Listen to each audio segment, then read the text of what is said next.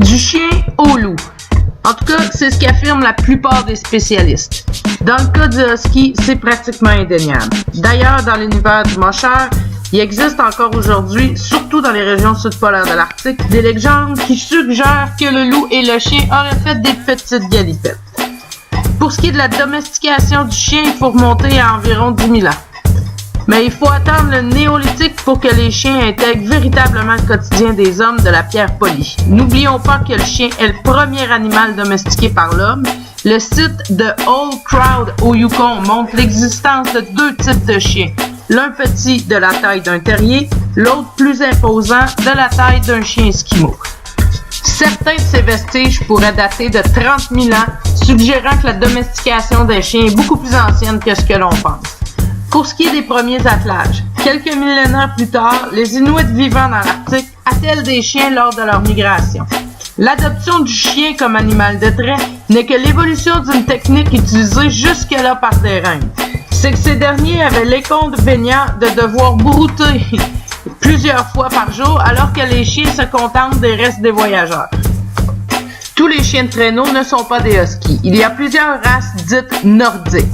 Le husky sibérien, originaire de Sibérie orientale, mesure de 53 à 60 cm chez le mâle, 50 à 56 chez la femelle, pèse environ 28 kg et 23 chez la femelle pour les gros calibres. Sa tête est ronde, ses yeux sont en forme d'amande, souvent vert rond, ses oreilles triangulaires dressées et l'extrémité arrondie pointée vers le ciel.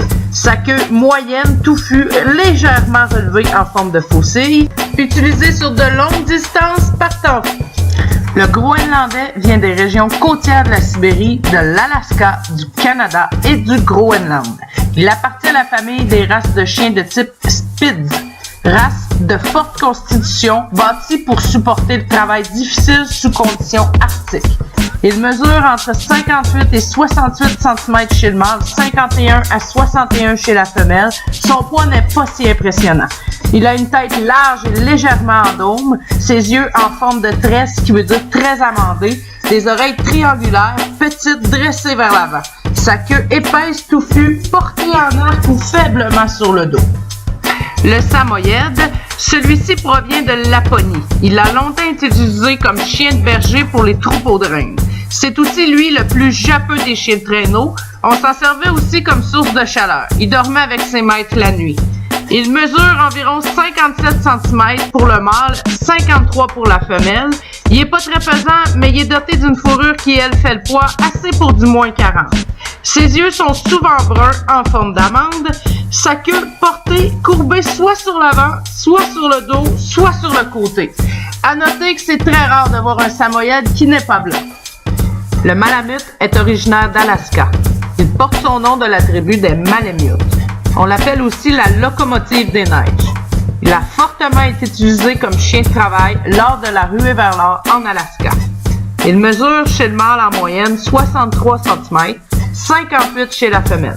Il pèse en moyenne 50 kg chez le mâle et 40 chez la femelle. Sa tête est large et forte. Ses yeux sont lui aussi en forme d'amande. Ses oreilles de taille moyenne sont dressées vers le haut. Sa queue est portée sur le dos en panache. Avec le Malamute, c'est tranquillement, mais sûrement. Animal officiel du Nunavut, Kimik signifie chien de travail.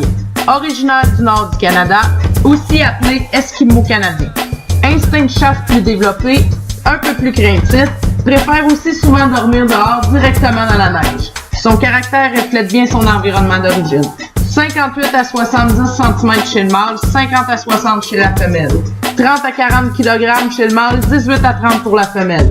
Des yeux de petite taille bien espacés, des oreilles courtes triangulaires aux extrémités arrondies. Il porte sa queue recourbée au-dessus de son dos. Le Kimik est considéré comme une des dernières races pures indigènes. En 1970, le gouvernement a dû travailler là-dessus parce qu'il restait environ juste 200 individus.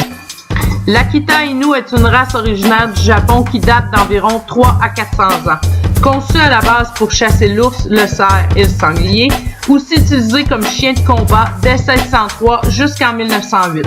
À noter ici, je prends le temps de mentionner cette race. Par contre, ne jamais transformer un Akita Inu en chien de traîneau. Sa morphologie ne le prédispose pas à la pratique du moshing, comme certains éleveurs peu scrupuleux laissent croire. Il est trop lourd pour cette activité, ça pourrait lui causer de sérieuses blessures. Le Husky Alaskan a été créé il y a environ 150 ans lors de la ruée vers l'or et le début des compétitions sportives. Le seul critère informel qui désigne un Husky Alaskan des autres croisements des chiens d'attelage est son adaptation aux conditions climatiques nordiques. Donc, à la base, dans sa génétique, l'Alaskan est censé posséder une certaine portion de chien nordique. Ensuite, lévrier, pointeur, setter anglais, braque allemand et j'en passe. L'Alaskan Husky est rapide et conçu que pour la compétition. Voilà, j'espère que tout ça vous aura permis de comprendre un peu plus mes amis à quatre pattes tout poilus qui aiment ça vivre dehors. C'était un parti de ma passion, mon monde, le moshing.